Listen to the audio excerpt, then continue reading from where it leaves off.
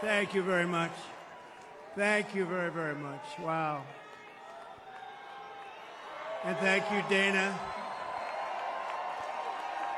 Thank you, Kid Rock, sometimes referred to as Bob. And thank you, Lee, right from the beginning. Thank you very much. What a talent. What a beautiful, beautiful soul. Thank you. Friends, delegates, and fellow citizens, I stand before you this evening with a message of confidence, strength, and hope. 4 months from now, we will have an incredible victory, and we will begin the 4 greatest years in the history of our country. Together, we will launch a new era of safety, prosperity, and freedom for citizens of every race, religion, color, and creed. The discord and division in our society must be healed. We must heal it quickly. As Americans, we are bound together by a single fate and a shared destiny. We rise together or we fall apart. I am running to be president for all of America, not half of America, because there is no victory in winning for half of America. So tonight, with faith and devotion, I proudly accept your nomination for President of the United States. Thank you.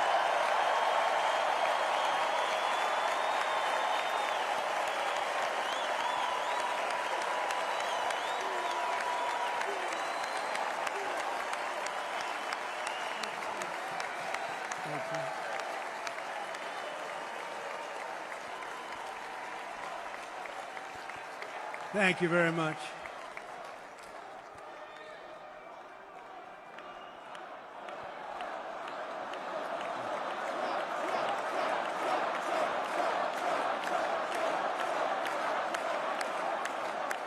Thank you very much. And we will do it right. We're going to do it right. Let me begin this evening by expressing my gratitude to the American people for your outpouring of love and support following the assassination attempt at my rally on Saturday.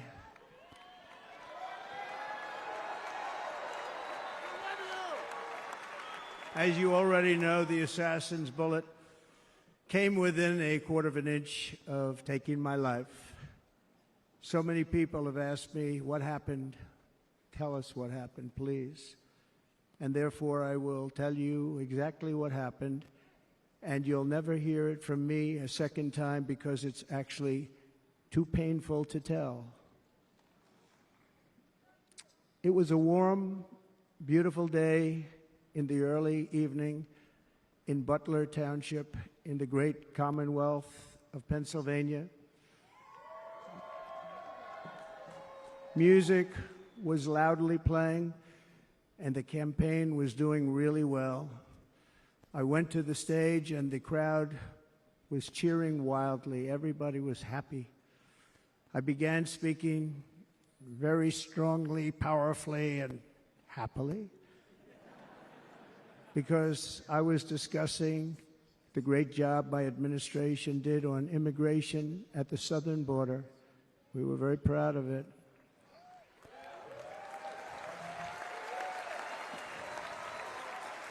Behind me and to the right was a large screen that was displaying a chart of border crossings under my leadership. The numbers were absolutely amazing. In order to see the chart, I started to, like this, turn to my right and was ready to begin a little bit further turn, which I'm very lucky I didn't do, when I heard a loud whizzing sound and felt something hit me really, really hard on my right ear. I said to myself, wow, what was that? It can only be a bullet. and moved my right hand to my ear, brought it down. My hand was covered with blood, just absolutely blood all over the place. I immediately knew it was very serious, that we were under attack, and in one movement proceeded to drop to the ground. Bullets were continuing to fly as very brave Secret Service agents rushed to the stage, and they really did. They rushed to the stage.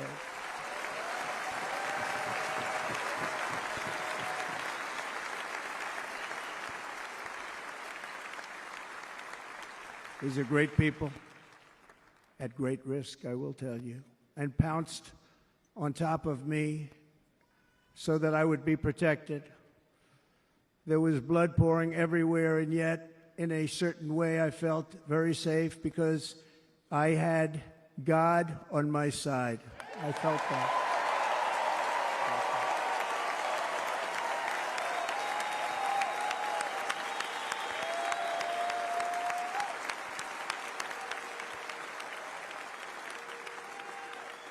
The amazing thing is that prior to the shot, if I had not moved my head at that very last instant, the assassin's bullet would have perfectly hit its mark, and I would not be here tonight. We would not be together.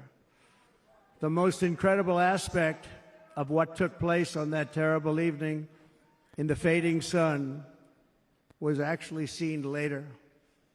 In almost all cases, as you probably know, and when even a single bullet is fired, just a single bullet, and we had many bullets that were being fired, crowds run for the exits or stampede, but not in this case. It's very unusual.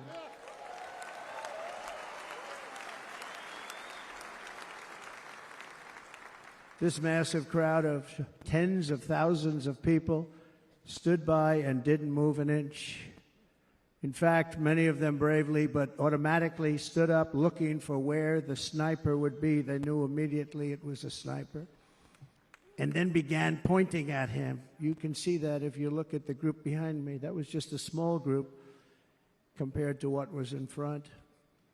Nobody ran, and by not stampeding, many lives were saved. But that isn't the reason that they didn't move. The reason is that they knew I was in very serious trouble. They saw it. They saw me go down. They saw the blood and thought, actually most did, that I was dead. They knew it was a shot to the head. They saw the blood. And there's an interesting statistic. The ears are the bloodiest part. If something happens with the ears, they bleed more than any other part of the body. For whatever reason, the doctors told me that. I said, why is there so much blood? He said, it's the ears. They bleed more. So we learned something, but this beautiful crowd, they didn't want to leave me. They knew I was in trouble. They didn't want to leave me. And you can see that love written all over their faces. Incredible people. They're incredible people.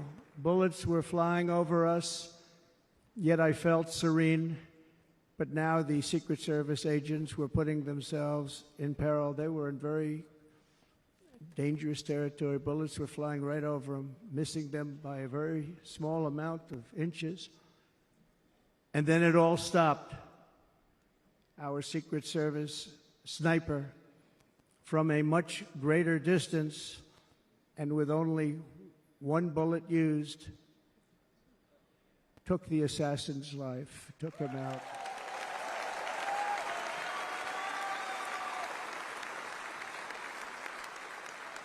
I'm not supposed to be here tonight. Not supposed to be here. No.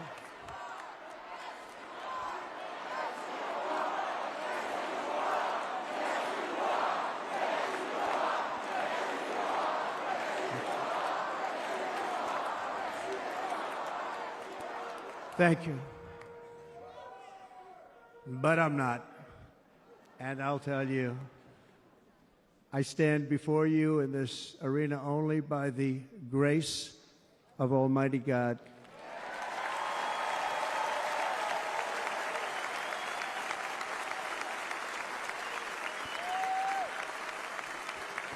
In watching the reports over the last few days, many people say it was a providential moment.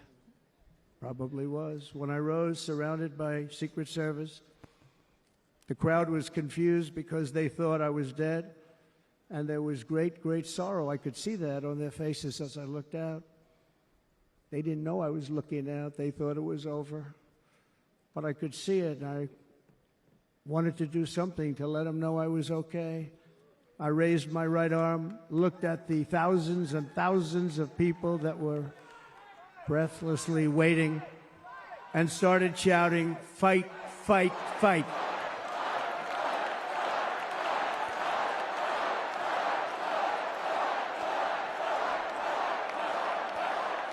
Thank you. Once my clenched fist went up, and it was high into the air. You've all seen that. The crowd realized I was okay and roared with pride for our country like no crowd I have ever heard before. Never heard anything like it. For the rest of my life, I will be grateful for the love shown by that giant audience of patriots that stood bravely on that fateful evening in Pennsylvania. Tragically, the shooter claimed the life of one of our fellow Americans, Corey Comparator. Unbelievable person, everybody tells me. Unbelievable. And seriously wounded, two other great warriors. Spoke to them today. David Dutch and James Copenhaver. Two great people. I also spoke to all three families of these tremendous people. Our love and prayers are with them, and always will be. We're never going to forget them. They came for a great rally. They were serious Trumpsters, I want to tell you. They were serious Trumpsters, and still are. But Corey, unfortunately, we have to use the past tense. He was incredible. He was a highly respected former fire chief, respected by everybody. Was accompanied by his wife, Helen, incredible woman. I spoke to her today, devastated, and two precious daughters. He lost his life selflessly acting as a human shield to protect them from flying bullets. He went right over the top of them and was hit. What a fine man he was.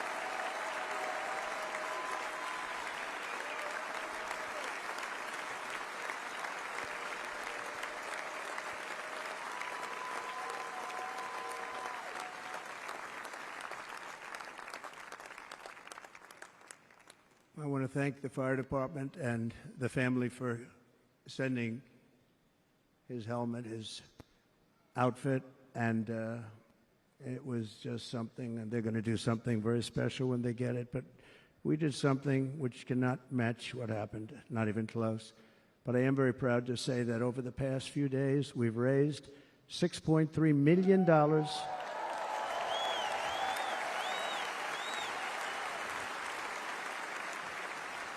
for the families of David, James, and Corey, including from a friend of mine just called up. He sent me a check right here. I just got it. $1 million from Dan Newland. Thank you, Dan. And again, when speaking to the family, I told them, I said, well, I'm going to be sending you a lot of money, but it can't compensate. They all said the same thing. You're right, sir. We appreciate so much what you're doing, but nothing can take the place in the case of Corey and the other two. By the way, they were very, very seriously injured, but now they're doing very well. They're going to be okay. They're going to be doing very well.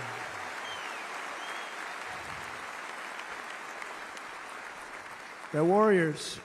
So now I ask that we observe a moment of silence in honor of our friend Corey.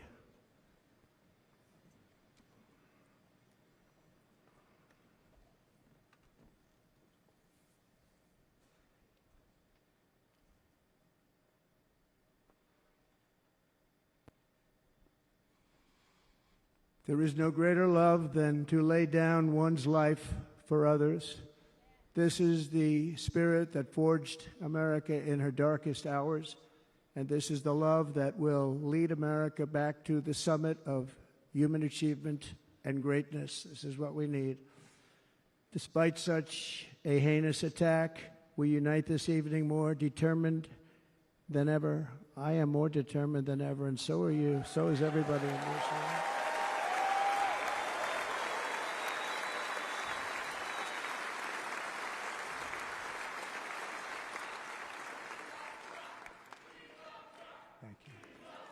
Thank you very much.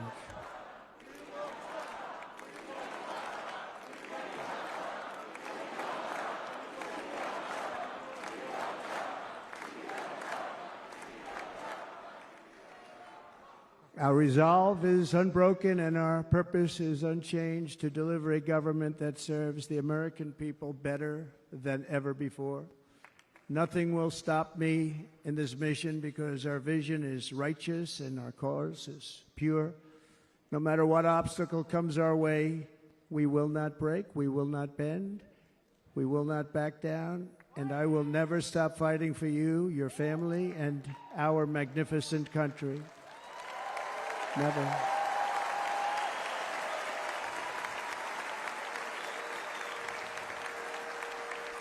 And everything I have to give with all of the energy and fight in my heart and soul, I pledge to our nation tonight. Thank you very much. I pledge that to our nation. We're going to turn our nation around, and we're going to do it very quickly. Thank you.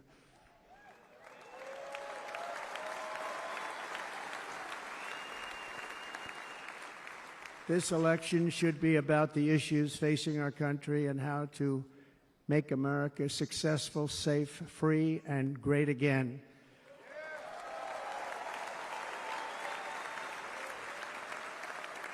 In an age when our politics too often divide us, now is the time to remember that we are all fellow citizens. We are one nation under God, indivisible, with liberty and justice for all.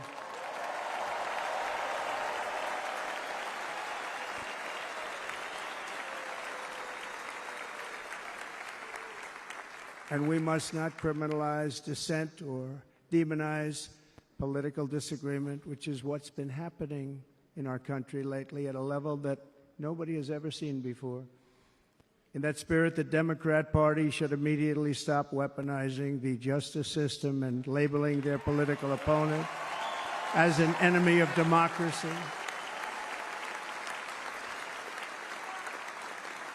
Especially since that is not true. In fact, I am the one saving democracy for the people of our country.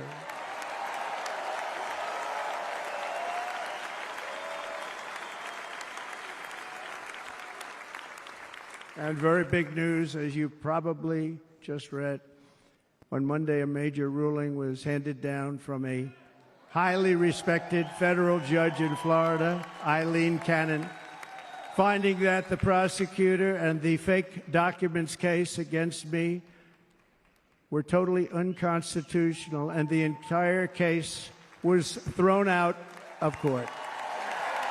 With all of that publicity, thrown out of court. If Democrats want to unify our country, they should drop these partisan witch hunts, which I have been going through for approximately 8 years. And they should do that without delay and allow an election to proceed that is worthy of our people. We're going to win it anyway, but worthy of our people. On this journey, I am deeply honored to be joined by my amazing wife, Melania.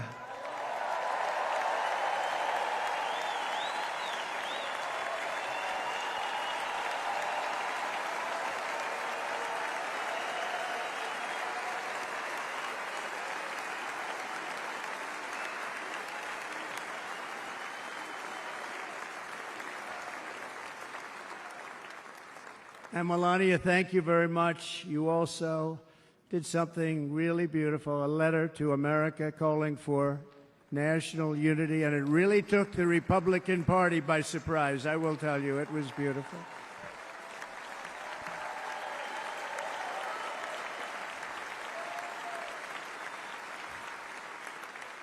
In fact, some very serious people said that we should take that letter and put it as part of the Republican platform. That would be an honor, wouldn't it? Right, Mr. Congressman?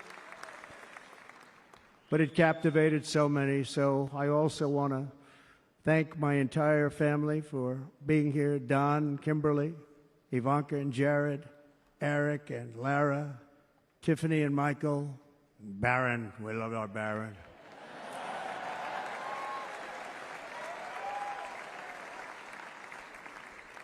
And of course, my 10 wonderful grandchildren. You saw a few of them up there on my lap before.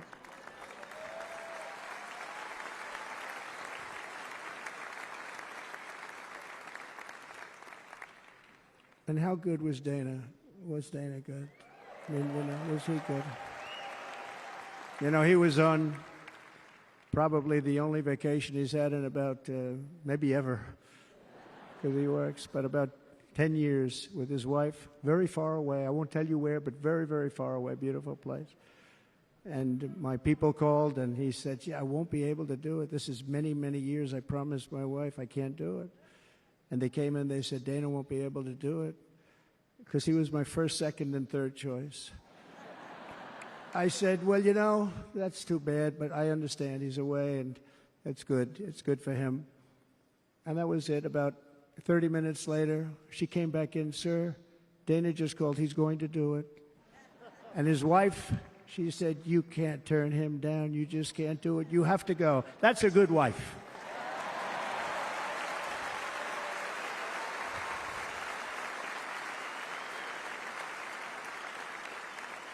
So he got on a plane. He got here a little while ago. Now he's going to get on the plane in a little while, and he's going to go back home to his wife. But they're great, and I just want to thank her and him and their whole family, because that's not easy. And Kid Rock, same thing. Called, he said, I want to be a part of it. I want to be a part, because, Kid does his great song, Big, Big Monster song. I had no idea. He became a friend of mine over the last 10 years. And he's amazing. Everyone loves him. I didn't even know how big he was. He has rallies, 35, 40,000 people he gets every time he goes out. I think he's making so much money, he doesn't know what the hell to do with it. You want to know? And then we have my other friend, and I've known him so long, and we took that song, and it was a big success, but we made that. I saw a chart of great songs to America. That was #1 on the chart recently, #1. So that's Lee Greenwood, a very special, beautiful person. He's a beautiful man. But they all wanted to be here. They called. And how about the Hulkster? How good was he? Is he up? Where is he? Boy, oh boy.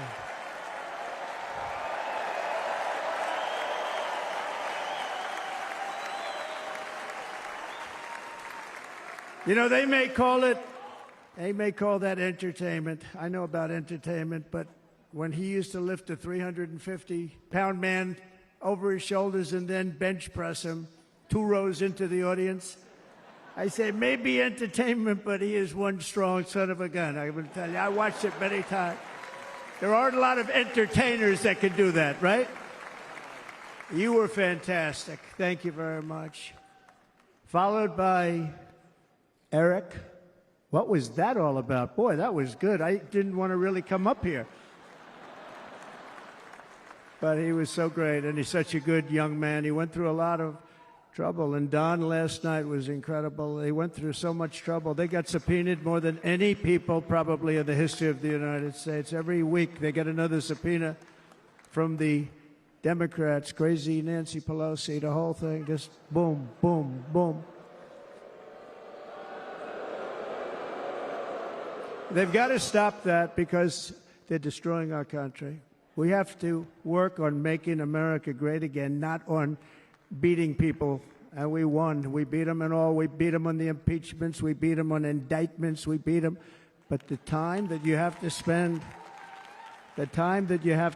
if they would devote that genius to helping our country, we'd have a much stronger and better country.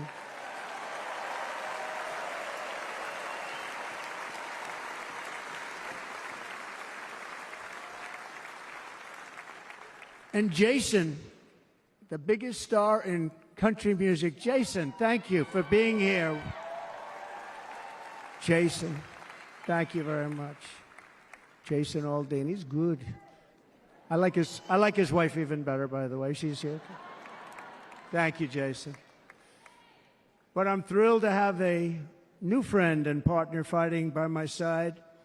The next Vice President of the United States, the current Senator from Ohio, J.D. Vance, and his incredible wife, Usha.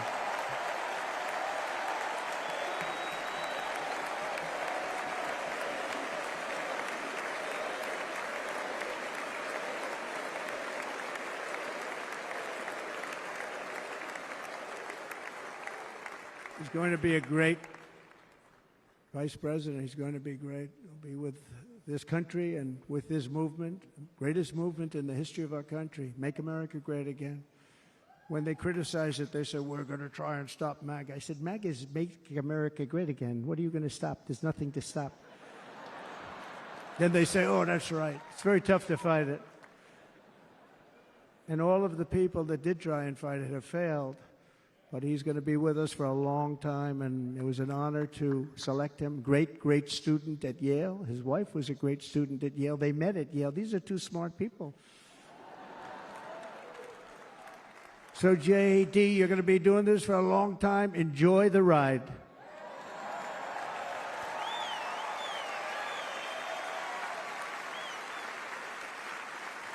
And a very special thank you to the extraordinary people of Milwaukee and the great state of... Oh, there they are. There they are. You are so easy to spot. And Green Bay's going to have a good team this year, right? They're going to have a good team. They're going to have a good team. Most of the audience doesn't like it, but it's true. You're going to have a very good team this year. And by the way, Wisconsin, we are spending over $250 million here creating jobs and other economic development all over the place. So I hope you will remember this in November and give us your vote. I am trying to buy your vote. I'll be honest about that.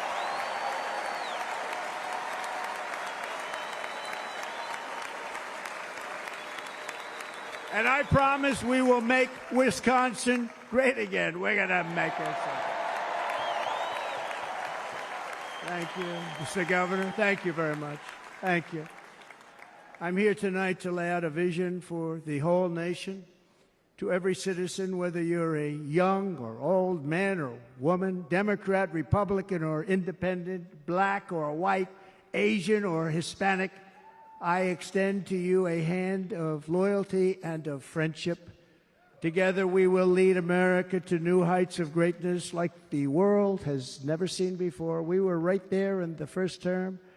We got hit with COVID. We did a great job. Nobody knew what it was, but nobody's ever seen an economy pre-COVID. And then we handed over a stock market that was substantially higher than just prior to COVID. Coming in, did a great job. Never got credit for that. We got credit for the war and defeating ISIS and so many things, the great economy, the biggest tax cuts ever, the biggest regulation cuts ever, the creation of Space Force, the rebuilding of our military. We did so much. We did so much. Right to try. Right to try is a big deal. We got right to try. They were trying to get that for 52 years. Somebody's terminally ill, and hopefully there's nobody in this audience, but it does happen a lot. They're terminally ill and they can't use our new space-age drugs and other things that we are way ahead. We have the greatest doctors in the world, the greatest laboratories in the world, and you can't do it. They've been trying to get that approved for 52 years. Wasn't that easy? The insurance companies didn't want to do it. They didn't want the risk. The labs didn't want to do it because if it didn't work, people are pretty far down the line toward death. They didn't want to do it. The doctors didn't want to have it on their record, so I got everybody into an office. 52 years they tried. Sounds simple, but it's not.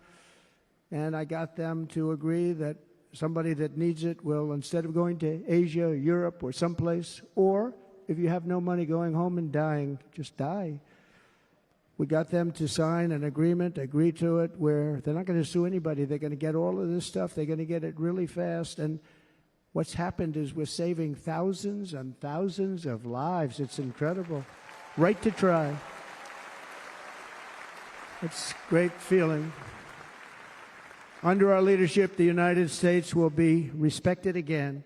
No nation will question our power. No enemy will doubt our might. Our borders will be totally secure. Our economy will soar. We will return law and order to our streets, patriotism to our schools, and importantly, we will restore peace, stability, and harmony all throughout the world. But to achieve this future, we must first rescue our nation from failed and even incompetent leadership. We have totally incompetent leadership. This will be the most important election in the history of our country. Under the current administration, we are indeed a nation in decline. We have an inflation crisis that is making life unaffordable, ravaging the incomes of working and low-income families, and crushing, just simply crushing our people like never before. They've never seen anything like it. We also have an illegal immigration crisis, and it's taking place right now as we sit here in this beautiful arena. It's a massive invasion at our southern border that has spread misery, crime, poverty, disease, and destruction to communities all across our land. Nobody's ever seen anything like it. Then there's an international crisis, the likes of which the world has seldom been part of. Nobody can believe what's happening. War is now raging in Europe and the Middle East. A growing specter of conflict hangs over Taiwan, Korea, the Philippines, and all of Asia. And our planet is teetering on the edge of World War III. And this will be a war like no other war because of weaponry. The weapons are no longer army tanks going back and forth shooting at each other. These weapons are obliteration. It's time for a change. This administration can't come close to solving the problems. We're dealing with very tough, very fierce people. They're fierce people. And we don't have fierce people. We have people that are a lot less than fierce, except when it comes to cheating on elections and a couple of other things. Then they're fierce. Then they're fierce.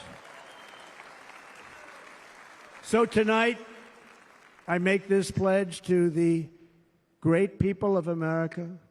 I will end the devastating inflation crisis immediately, bring down interest rates, and lower the cost of energy. We will drill, baby, drill.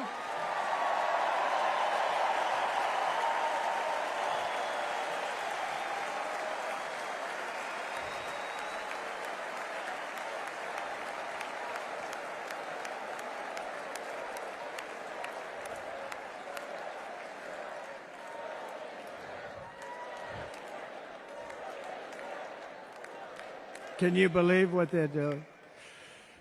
But by doing that, we will lead a large-scale decline in prices. Prices will start to come down. Energy raised it. They took our energy policies and destroyed them. Then they immediately went back to them, but by that time, So much was lost.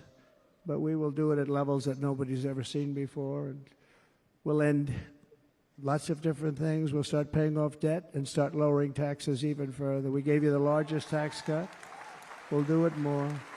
You know, people don't realize I brought taxes way down, way down, and yet we took in more revenues the following year than we did when the tax rate was much higher. Most people said, how did you do that? Because it was incentive. Everybody was coming to the country. They were bringing back billions and billions of dollars into our country. The companies made it impossible to bring it back. The tax rate was too high, and the legal complications were far too great. I changed both of them, and hundreds of billions of dollars by Apple and so many other companies were brought back into our nation, and we had an economy the likes of which no nation had ever seen. China, we were beating them at levels that were incredible. And they know it. They know it. We'll do it again, but we'll do it even better. I will end the illegal immigration crisis by closing our border and finishing the wall, most of which I've already built.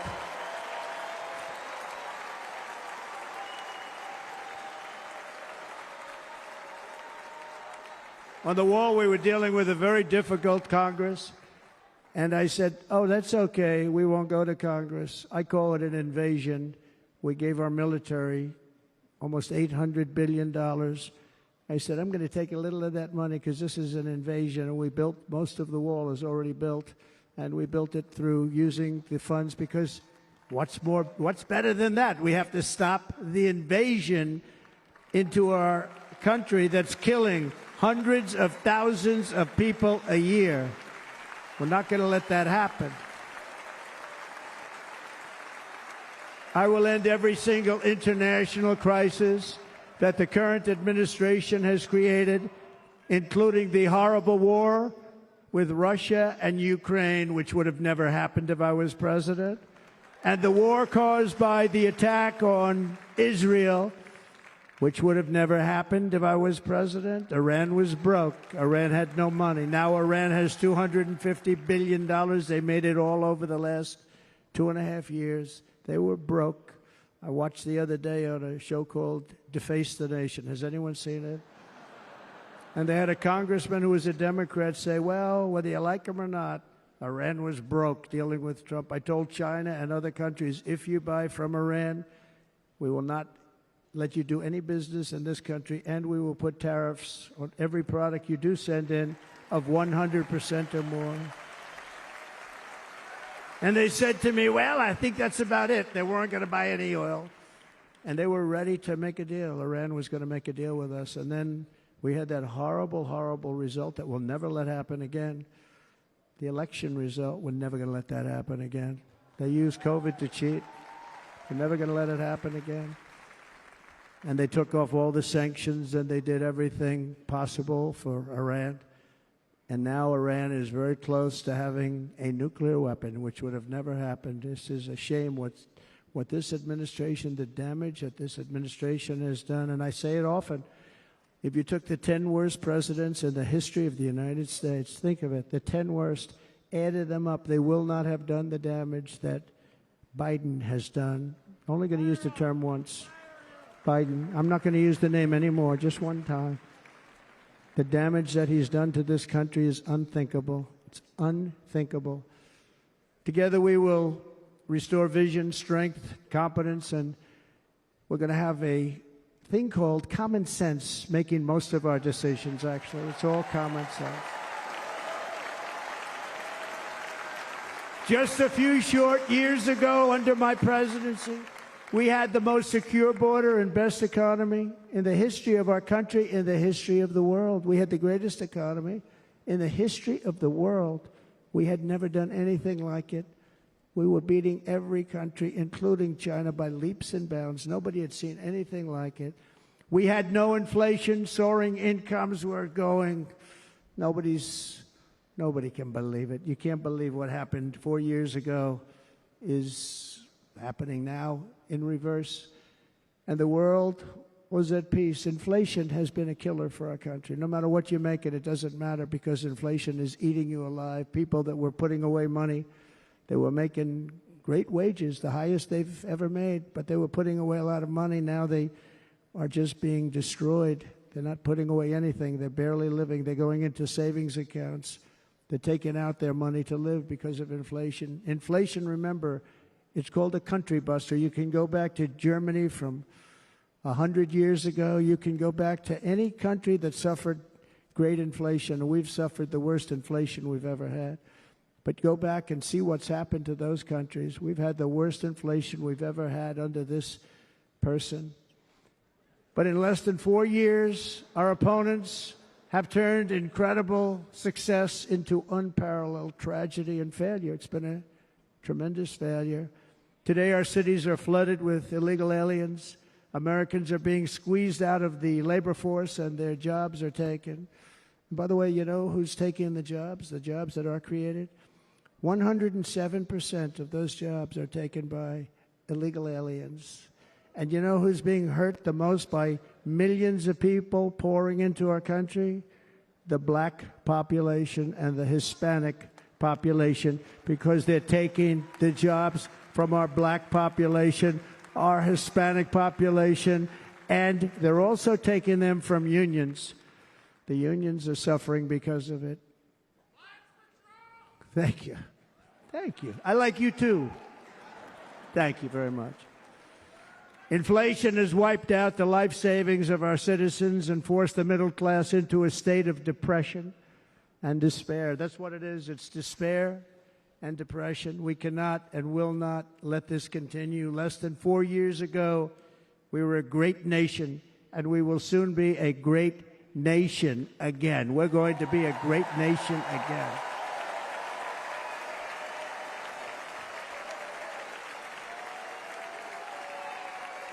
Thank you. With proper leadership, every disaster we are now enduring will be fixed, and it will be fixed very, very quickly. So tonight, whether you've supported me in the past or not, I hope you will support me in the future, because I will bring back the American dream. That's what we're going to do. You don't even hear about the American dream anymore. With great humility, I am asking you to be excited about the future of our country. Be excited. Be excited.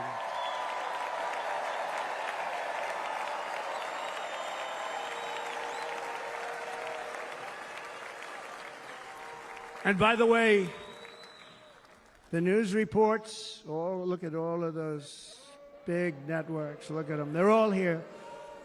But every one of them has said this could be the most organized, best run, and most enthusiastic convention of either party that they've ever seen. Every single one.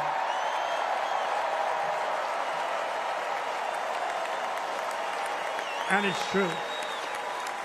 It's true. And there's love in the room. There's great love in the room.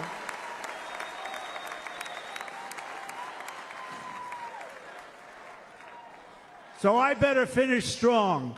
Otherwise, we'll blow it, and we can't let that happen. Now, this was great. All of the great people that spoke, and everybody hit a home run. I mean, there's not one that I can think of where I said, oh, gee, that wasn't great. Every single person. I refuse to be the only one. Don't do that to me. They're already getting ready. See, I gave them an idea.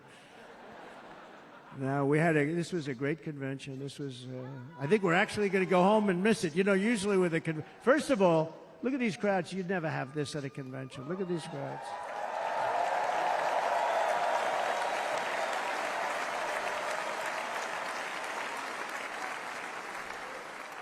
Love. It's about love. This week, the entire Republican Party has formally adopted an agenda for America's renewal, and you saw that agenda.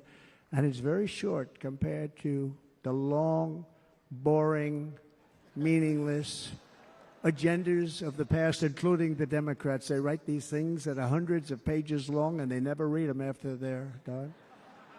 In their case, fortunately, they don't read them because they're pretty bad. It's a series of bold promises that we will swiftly implement when you give us a Republican House And Mr. Speaker, thank you very much. We have our great Speaker of the House with us tonight. Mr. Speaker, thank you very much. Thank you. A Republican Senate, we have many senators here, and send me back to our beautiful White House just a few short months from now. We're talking about just months. It can't come fast enough. We have to get it done. First, we must get economic relief to our citizens. Starting on day one, we will drive down prices and make America affordable again. We have to make it affordable. It's not affordable. People can't live like this. Under this administration, our current administration, groceries are up 57%, gasoline is up 60 and 70%, mortgage rates have quadrupled. And the fact is, it doesn't matter what they are because you can't get the money anyway. You can't buy houses. Young people can't get any financing to buy a house. The total household costs have increased an average of $28,000 per family under this administration. Republicans have a plan to bring down prices and bring them down very, very rapidly. By slashing energy costs, we will in turn reduce the cost of transportation, manufacturing, and all household goods. So much starts with energy. And remember, we have more liquid gold under our feet than any other country by far. We are a nation that has the opportunity to make an absolute fortune with its energy. We have it, and China doesn't. Under the Trump administration, just 3.5 years ago, we were energy independent. But soon we will actually be better than that. We will be energy dominant and supply not only ourselves, but we will supply the rest of the world with numbers that nobody has ever seen, and we will reduce our debt, $36 trillion.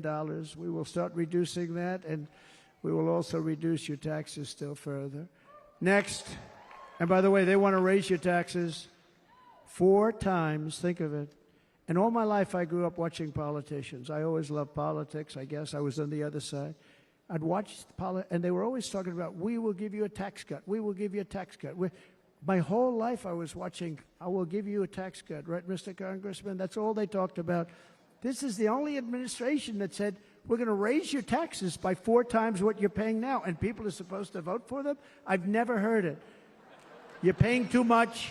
We're going to reduce your taxes still further. We gave you the biggest one, as I said. We're going to give you more, and it's going to lead to tremendous growth. We want growth in our country. That's what's going to pay off our debt.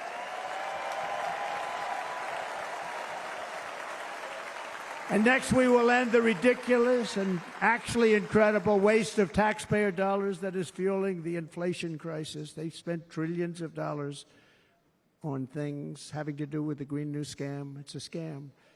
And that's caused tremendous inflationary pressures in addition to the cost of energy.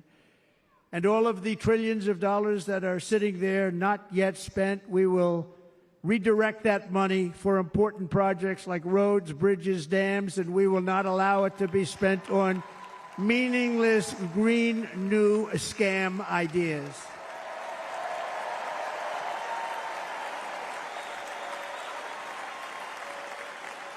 And I will end the electric vehicle mandate on day one.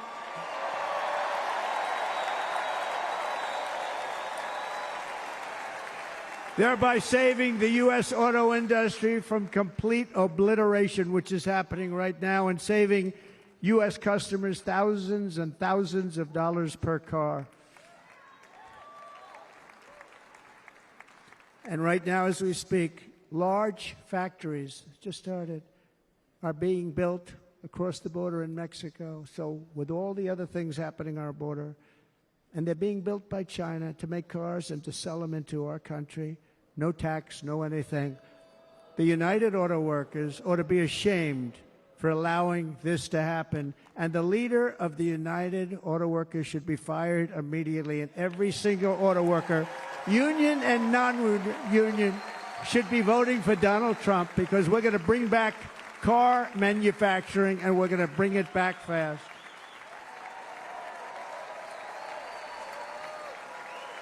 They're building some of the largest auto plants anywhere in the world. Think of it, in the world. And we're going to bring it back. We're going to make them. We don't mind that happening, but those plants are going to be built in the United States, and our people are going to man those plants.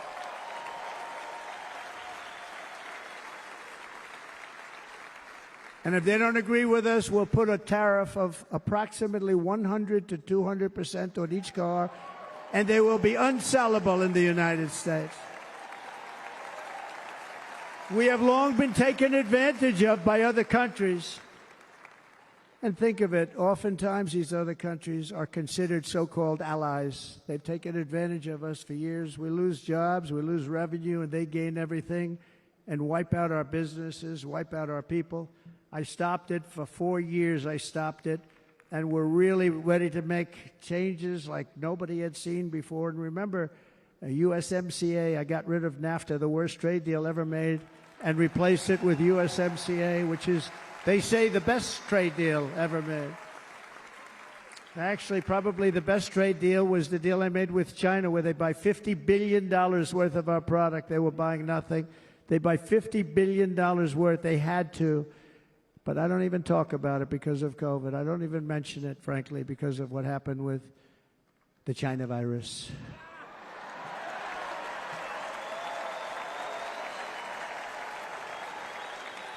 We will not let countries come in, take our jobs, and plunder our nation. They come and do that. They plunder our nation. The way they will sell their product in America is to build it in America. Very simple. Build it in America and only in America.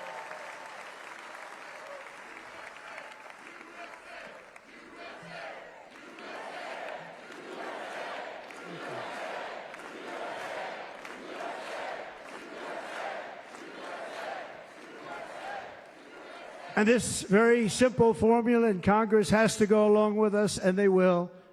This very simple formula will create massive numbers of jobs. We will take over the auto industry again, and many, hundreds of thousands of jobs. We lost so many jobs over the years.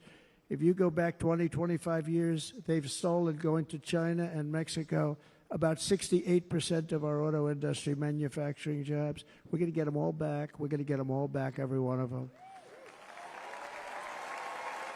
At the center of our plan for economic relief are massive tax cuts for workers that include something else that's turned out to be very popular, actually.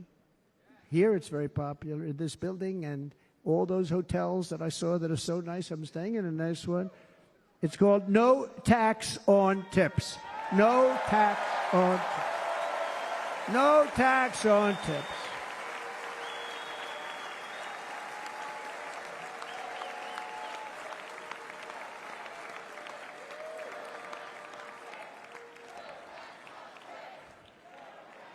I got that by having dinner recently in Nevada, where we're leading by about 14 points.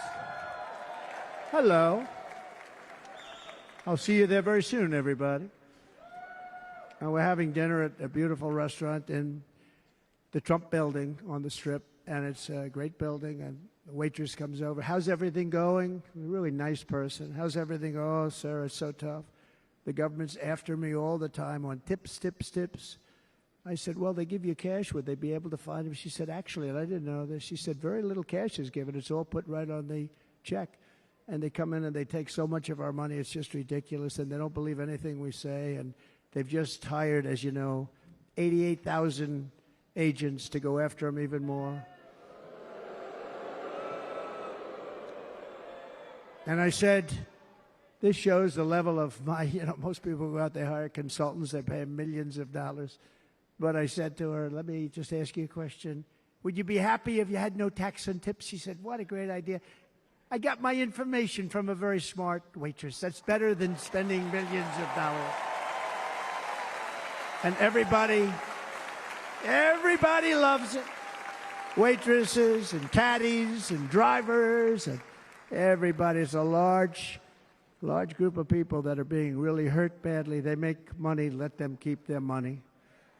I'm going to protect Social Security and Medicare. Democrats are going to destroy Social Security and Medicare because all of these people, by the millions they're coming in, they're going to be on Social Security and Medicare and other things, and you're not able to afford it.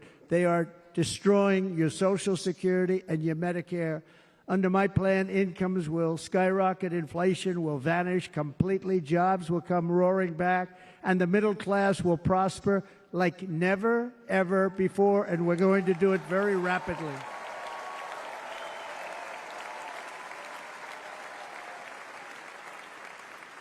But no hope or dream we have for America can succeed unless we stop the illegal immigrant invasion, the worst that's ever been seen anywhere in the world. There's never been an invasion like this anywhere. Third world countries would fight with sticks and stones not to let this happen.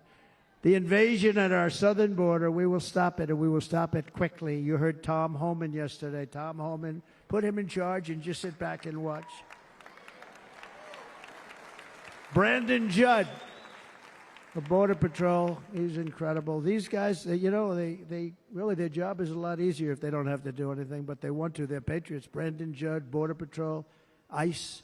ICE goes out. You have to see what ICE does with MS-13. You have these are probably the worst gang, and ICE goes in there. And I know a lot of people in these rows here, and they're very tough people, but they don't want to do this job. They'll go into a pack of MS-13 killers. They're the worst, probably the worst gangs in the world. We have thousands of them. I moved thousands and thousands out in my 4 years. We moved them out, and it was a pleasure. But ICE would go right into a pack of these killers, and you see fists flying, you see everything flying, and then they take them. They put them in a paddy wagon. They take them back, and they get them out of our country. And the other countries weren't accepting them back, and I called up, and I said, tell them that we're not giving them economic aid anymore. And the next day, I got calls from all of these countries that were terminated. Billions of dollars we spend on economic aid to countries that does us, frankly, no good. And the next day, I was called by everybody. I couldn't take all the calls. Sir, what's the problem? I said, you won't take your killers back that you sent in caravans into America. You won't take them back. Well, sir, if you'd like us to, we would give very serious consideration to doing that. And within 24 hours, they were being taken back. For years and years, when I first came in, they said President Obama tried to get him to go back, and they wouldn't accept him. They'd put planes on the runway so you couldn't leave the plane. They'd close the road so you couldn't take the buses. They'd all have to turn back. As soon as I said no more economic aid of any kind to any country that does that, they called back and they said, sir, it would be our great honor to take MS-13. We love them very much. We love them very much, sir. We'll take them back. At the heart of the Republican platform is our pledge to end this border nightmare and fully restore the sacred and sovereign borders of the United States of America, and we're going to do that on day one.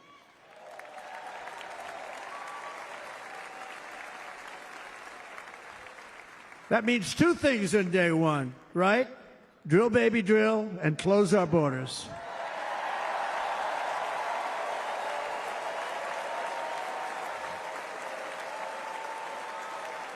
And by the way, and I think everybody as a Republican, as a patriot in this room, and most Democrats, we want people to come into our country, but they have to come into our country legally. Legally. Less than 4 years ago, I handed this administration the strongest border in American history. But you can see on the chart that saved my life, that was the chart that saved my life. I said, look it, I'm so proud of it. I think it's one of the greatest, it was done by the Border Patrol, one of the greatest charts I've ever seen. It showed everything just like that. You know the chart. Oh, there it is. That's pretty good. Wow. Last time I put up that chart, I never really got to look at it. But without that chart, I would not be here today.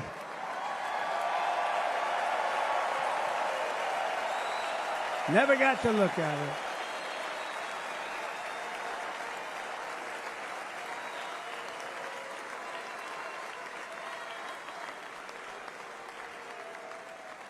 I said, you got to see this chart. I was so proud of it, and by the time I got to there, I never got to see it that day.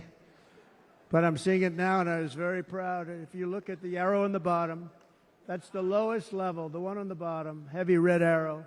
That's the lowest level of illegal immigrants ever to come into our country in recorded history, right there. Right there. And that was my last week in office. And then you see what happened after I left. Look at the rest. And if you go out a little bit further, it's getting to be a little bit old, but I love it anyway, right? But you can go much higher with those numbers. Look what happened right after that. The invasion began. We had the opposite. We stopped the invasion. But the invasion that we stopped was peanuts by comparison to what happened after I left. Look at what happened after I left. They took over our country. We ended all catch and release. We shut down asylum fraud. We stopped human trafficking and forged historic agreements to keep illegal aliens on foreign soil. We want them to stay on their soil. Under the Trump administration, if you came in illegally, you were apprehended immediately and you were deported. You went right back. The current administration terminated every single one of those great Trump policies that I put in place to seal the border. I wanted a sealed border. Again, come in, but come in legally. You know how unfair it is? So many people, hundreds of thousands of people, have been working for years to come into our country. And now they see these people pour into our country at levels that are unprecedented. It's so unfair. And we're not going to do it. We're not going to stand for it. They suspended wall construction, ended remain in Mexico. We had a policy, remain in Mexico. You think that was easy to get from the Mexican government? But I said, you must give it to us. If you don't give it to us, there will be repercussions. And they gave it to us. But not easy. Canceled our Safe Third agreements.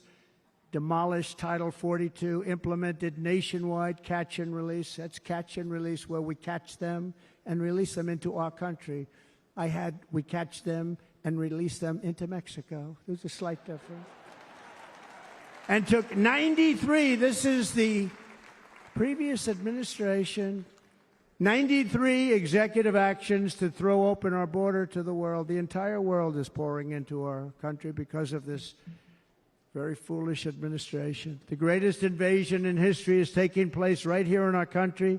They are coming in from every corner of the earth, not just from South America, but from Africa, Asia, the Middle East. They're coming from everywhere. They're coming at levels that we've never seen before. It is an invasion indeed, and this administration does absolutely nothing to stop them.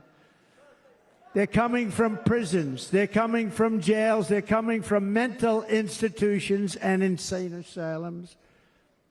You know, the press is always on me because I say this. Has anyone seen Silence of the Lambs? The late, great Hannibal Lecter. He'd love to have you for dinner. That's insane asylums. They're emptying out their insane asylums. And terrorists are coming in at numbers that we've never seen before. Bad things are going to happen. Meanwhile, our crime rate is going up, while crime statistics all over the world are going down, because they're taking their criminals and they're putting them into our country.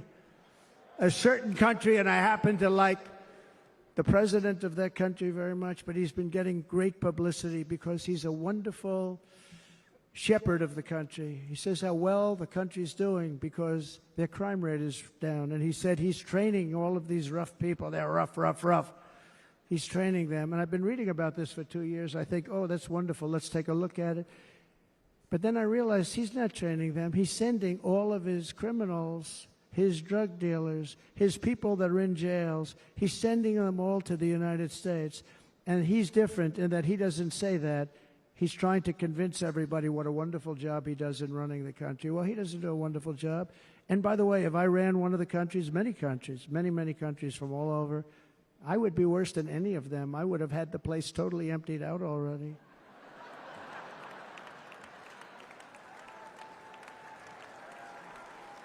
But we become a dumping ground for the rest of the world, which is laughing at us. They think we're stupid. And they can't believe that they're getting away with what they're getting away with, but they're not going to be getting away with it for long. That's what I can tell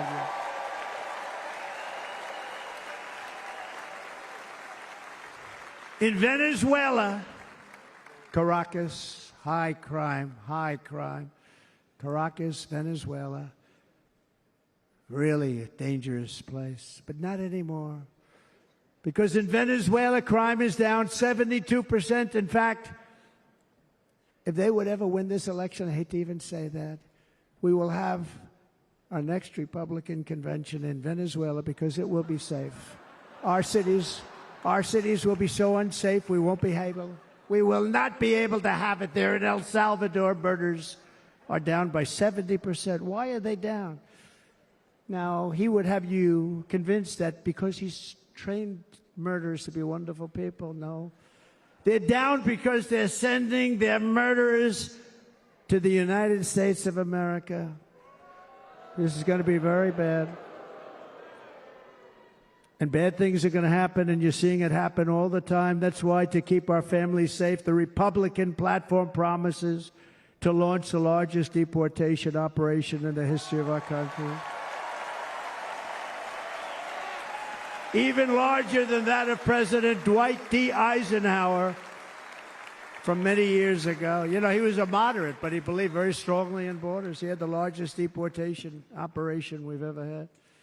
Just recently, I spoke to the grieving mother of Jocelyn Nungary, a wonderful woman, a precious 12-year-old girl from Houston who last month was tied up, assaulted, and strangled to death after walking to the convenience store just a block away from her house.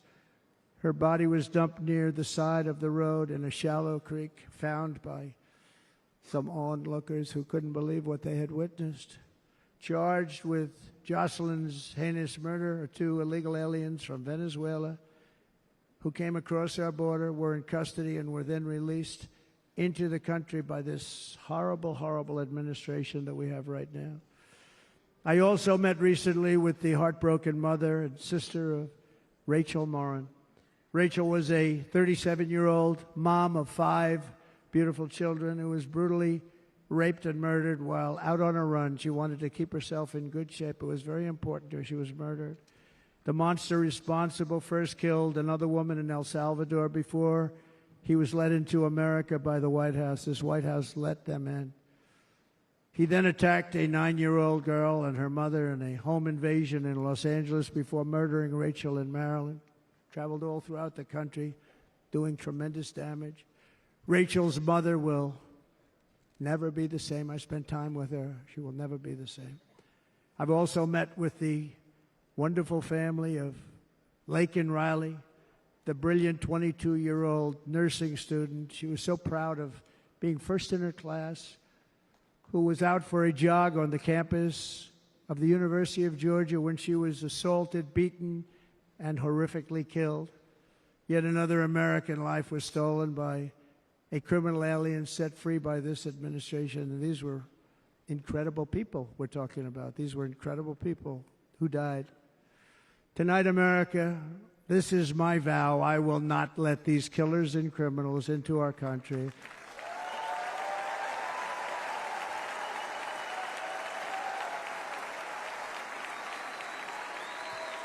I will keep our sons and daughters safe. As we bring security to our streets, we will help bring stability to the world. I was the first president in modern times to start no new wars. You know, we were the toughest. We were the most respected. And you saw this. Hungry, strong country, run by a very powerful, tough leader. He's a tough guy. Press doesn't like him because he's tough.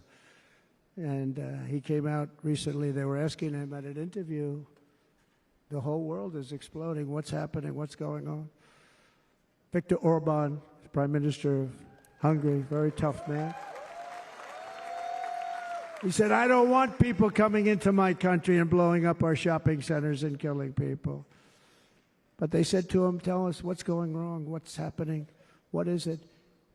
He said, there's only one way you're going to solve it. You got to bring President Trump back to the United States because he kept everybody at bay. He used a word I wouldn't use because I can't use that word, because you'd say it was braggadocious. The press would say he was a braggart. I'm not a braggart. But Viktor Orban said it. He said Russia was afraid of him. China was afraid of him. Everybody was afraid of him. Nothing was going to happen. The whole world was at peace. And now the world is blowing up around us. All of these things that you read about were not going to happen. Under President Bush, Russia invaded Georgia. Under President Obama, Russia took Crimea. Under the current administration, Russia is after all of Ukraine. Under President Trump, Russia took nothing.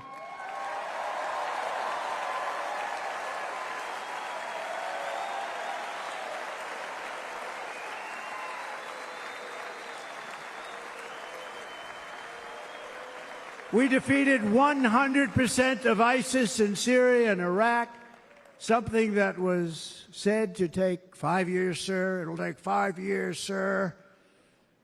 We did it in a matter of a couple of months. We have a great military. Our military is not woke. It's just some of the fools on top that are woke.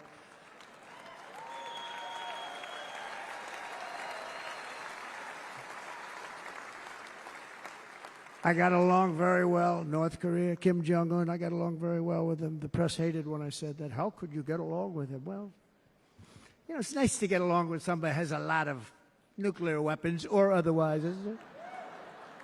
See, in the old days, they'd say, that's a wonderful thing. Now they say, how could you possibly do that? But no, I got along with him, and we stopped the missile launches from North Korea. Now North Korea is acting up again, but when we get back, I get along with him. He'd like to see me back, too. I think he misses me, if you want to know the truth. Our opponents inherited a world at peace and turned it into a planet of war. We're in a planet of war. Look at that attack on Israel. Look at what's happening with Ukraine. The cities are just bombed out. How can people live like that where buildings, massive buildings, are falling to the ground? It began to unravel with the disastrous withdrawal from Afghanistan, the worst humiliation in the history of our country. We have never had a humiliation like that. 13 heroic U.S. service members were tragically and needlessly killed. 45 others were horrifically wounded. Nobody ever talks about them. No arms, no legs, face explosions, horrifically wounded. And by the way, we have a man in this room who's running for the U.S. Senate from a great state, Nevada, named Sam Brown, who paid the ultimate price. Thank you, Sam. Thank you, Sam. Thank you. He paid the biggest price probably ever paid by anybody that is running for office, and I think he's going to do great. He's running against a person that is not good, not respected, a total lightweight. But Sam, I think, paid, really, we were talking about it with some of the senators that are working so hard for Sam, but he paid the biggest price of any senator ever to run for the Senate. I don't think anybody's ever what he did. He was a real hero, a really great person. And he's running, and I hope that everybody gets out and votes for Sam Brown.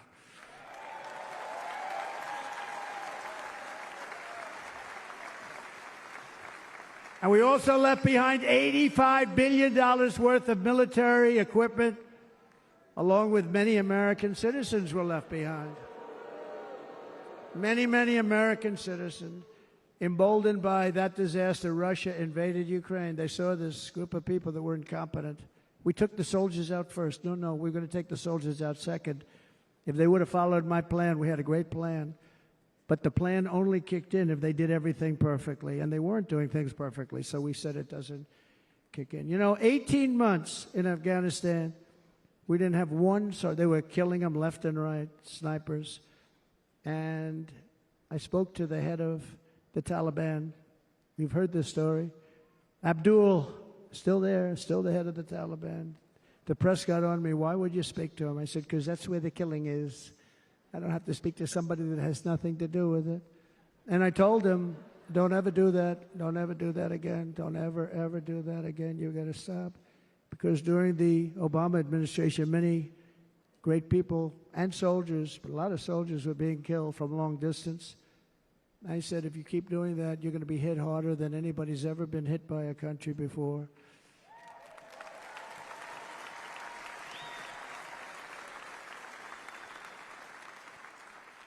And he said, I understand, Your Excellency. He called me Your Excellency.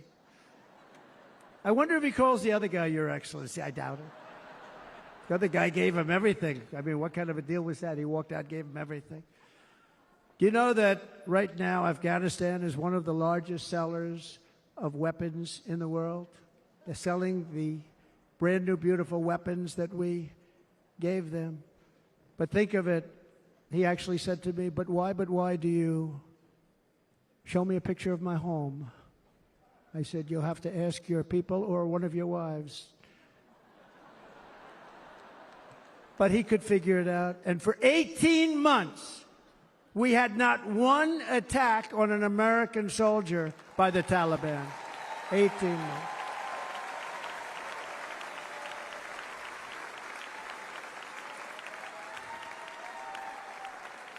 And then we had that horrible day where soldiers were killed. I was not there because of a ridiculous election.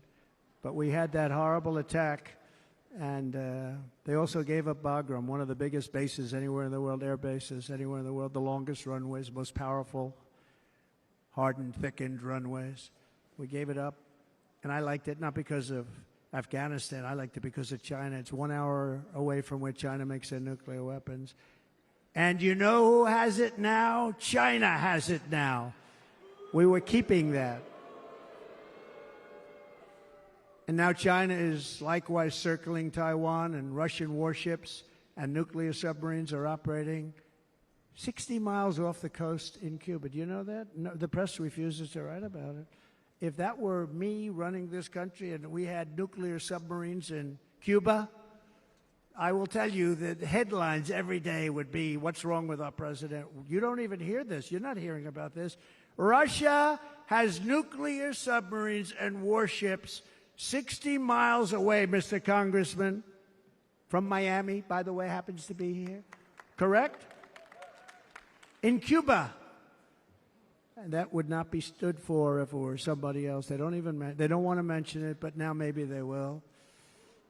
And the entire world, I tell you this, we want our hostages back, and they better be back before I assume office, or you will be paying a very big price.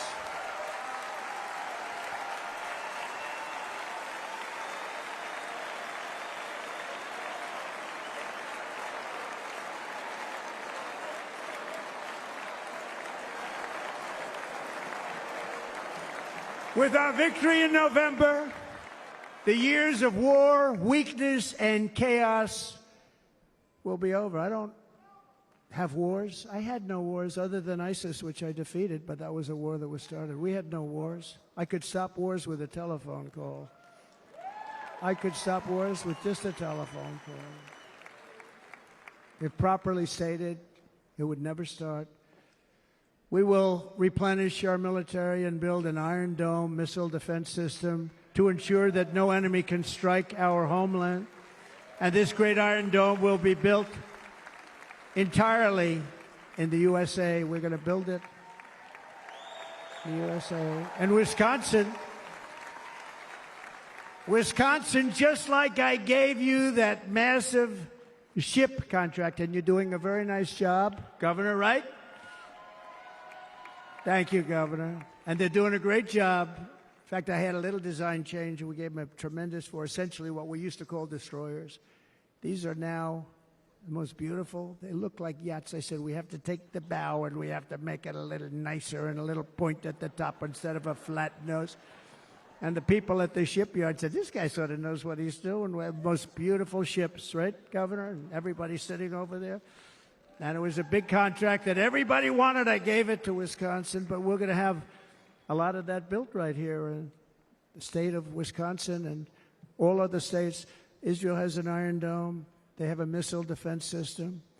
342 missiles were shot into Israel, and only one got through a little bit. It was badly wounded. It fell to the ground, but most of them are.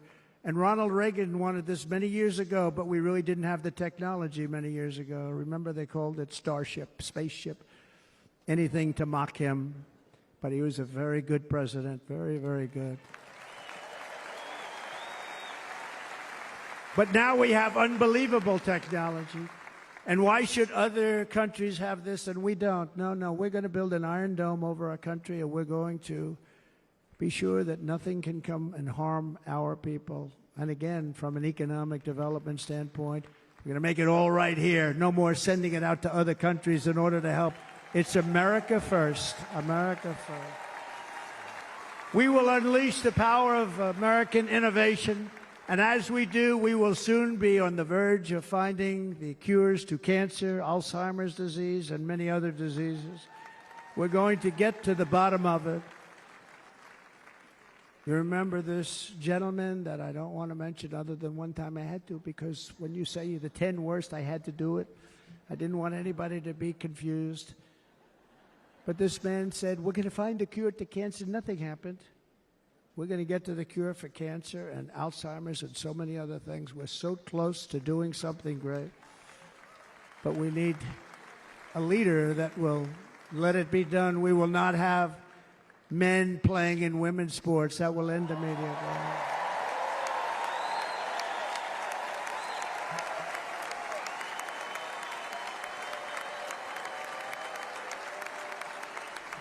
And we will restore and renovate our nation's once great cities, making them safe, clean, and beautiful again. And that includes our nation's capital, which is a horrible killing field. So many things. They leave from Wisconsin. They go to look at the Washington Monument. They end up getting stabbed, killed, or shot. We will be very soon very proud of our capital, again, Washington, D.C.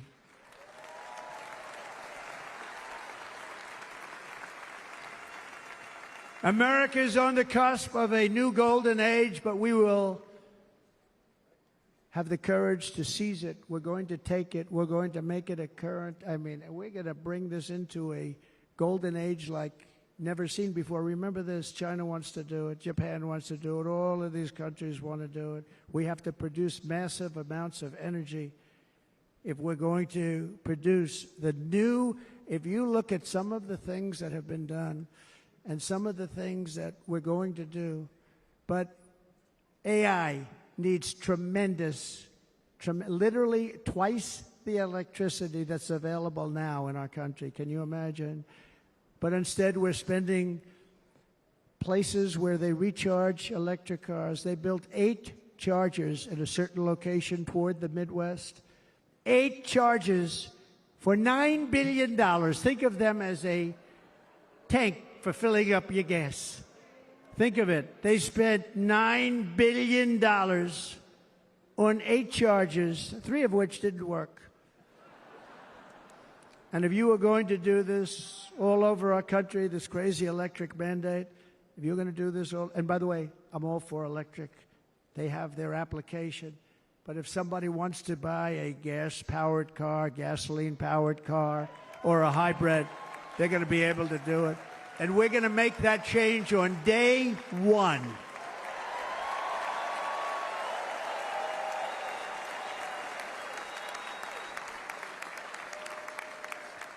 So to conclude, just a few short days ago, my journey with you nearly ended. We know that.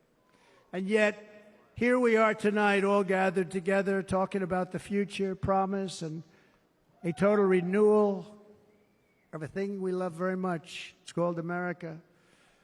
We live in a world of miracles. None of us knows God's plan or where life's adventure will take us. I want to thank Franklin Graham for being here tonight. He's an outstanding man. He wrote me a note recently. I have a lot of respect for him. Sir, I love your storytelling. I think it's great in front of these big rallies. But, sir, please do me one favor. It won't make any difference.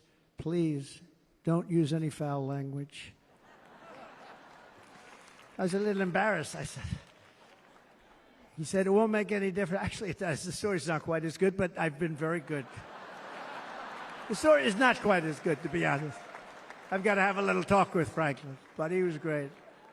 He's a great gentleman. His father was so incredible, Billy Graham.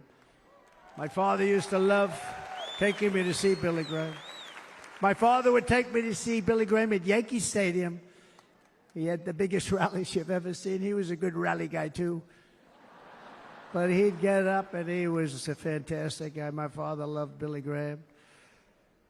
But I love Franklin Graham. I think Franklin's been fantastic, and I'm working so hard to adhere to his note to me. I'm working hard on it, Franklin.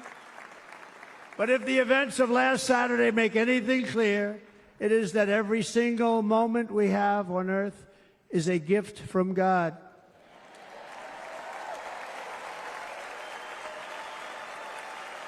We have to make the most of every day for the people and for the country that we love. The attacker in Pennsylvania wanted to stop our movement, but the truth is the movement has never been about me. It has always been about you. It's your movement. It's the biggest movement in the history of our country by far. Can't be stopped. It can't be stopped. It has always been about the hardworking, patriotic citizens of America. For too long, our nation has settled for too little. We settled for too little. We've given everything to other nations, to other people. You have been told to lower your expectations and to accept less for your families. I am here tonight with the opposite message. Your expectations are not big enough. They're not big enough. It is time to start expecting and demanding the best leadership in the world, leadership that is bold, dynamic, relentless, and fearless. We can do that. We are Americans. Ambition is our heritage. Greatness is our birthright. But as long as our energies are spent fighting each other, our destiny will remain out of reach, and that's not acceptable. We must instead take that energy and use it to realize our country's true potential and write our own thrilling chapter of the American story. We can do it together. We will unite. We are going to come together, and success will bring us together.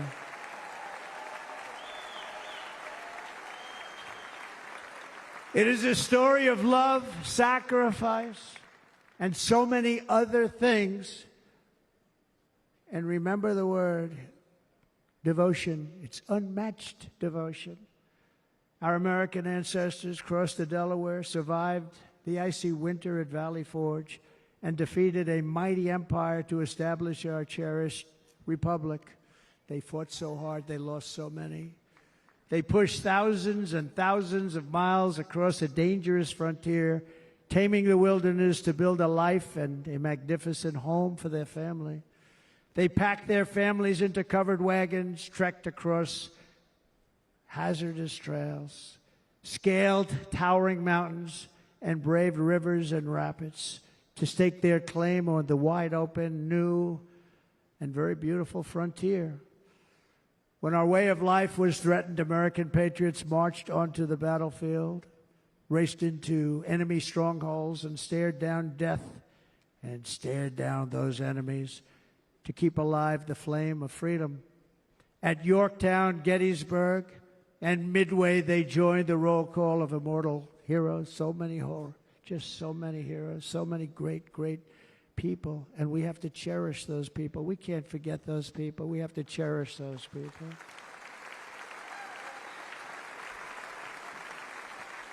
And building monuments to those great people is a good thing, not a bad thing. They saved our country. No challenge was too much. No hardship was too great. No enemy was too fierce. Together, these patriots soldiered on and endured, and they prevailed because they had faith in each other, faith in their country, and above all, they had faith in their God.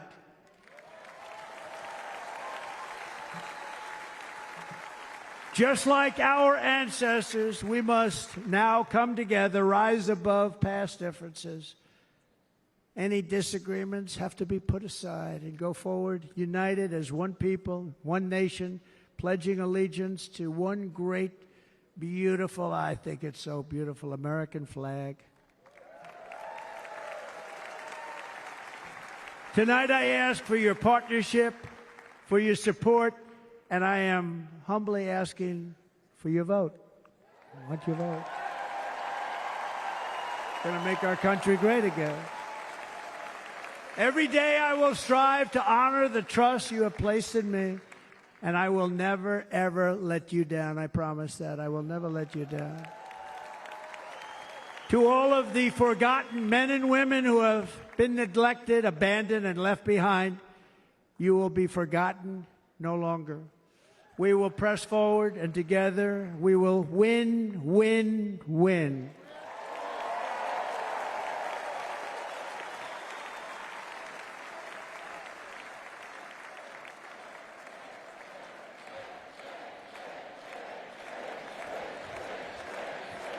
Win, win, win, win, win, win. Nothing will sway us, nothing will slow us, and no one will ever stop us. No matter what dangers come our way, no matter what obstacles lie in our path, we will keep striving toward our shared and glorious destiny, and we will not fail. We will not fail.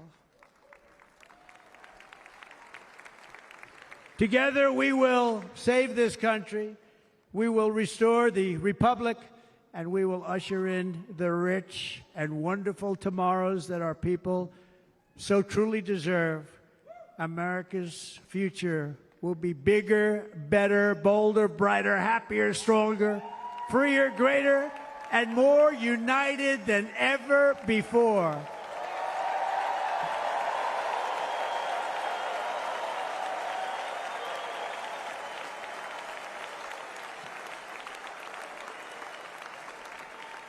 And quite simply put, we will very quickly make America great again.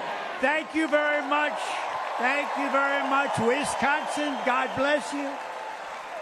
God bless you, Wisconsin, and God bless the United States of America, our great country. Thank you very much, everybody. Thank you.